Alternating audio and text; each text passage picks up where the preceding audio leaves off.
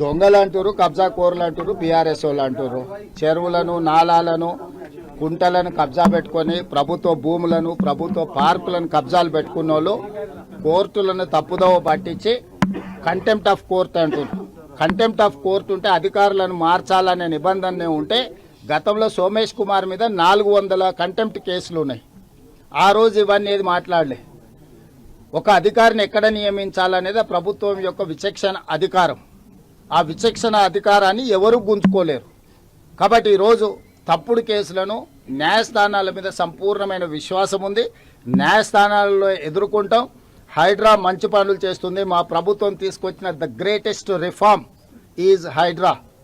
We have protected lakes and nalas and water bodies. So we don't have any issues with Hydra. We are going to empower Hydra. Hydra is one of the best institution. We got appreciation from all over India. Hydra jabe ప్రభుత్వ పార్కులను, చెరువులను, కుంటలను, నాలాలను కాపాడడమే. ఆ పని perfect గా చేస్తుంది.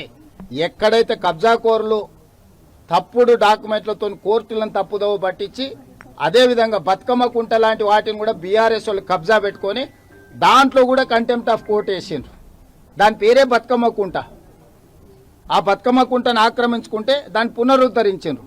దాని మీద కూడా court ఈరోజు కంటెంప్ట్ మూవ్ చేసిండ్రు, కేసు నడుస్తుంది. వీటిని ఏ విధంగా చూడాలి?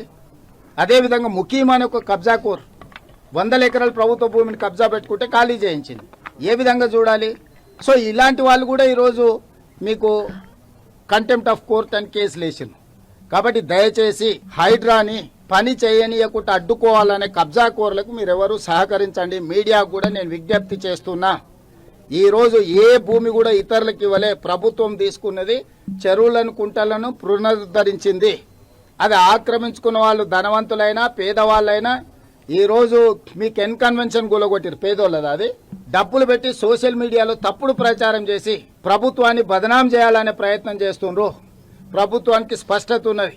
హైడ్రా కార్యాచరణ పట్ల, హైడ్రా నిర్వహిస్తున్న బాధ్యతల పట్ల ఖచ్చితంగా హైకోర్టు ఇచ్చిన ఆదేశాలు ఇంకా నేను పరిశీలించలేదు. ప్రభుత్వ పరంగా సమీక్ష చేస్తాం. తప్పకుండా కోర్టు ఆదేశాలు ఇస్తే న్యాయస్థానాన్ని గౌరవిస్తాం. అదేవిధంగా హైడ్రా కొనసాగిస్తున్న పనులను కూడా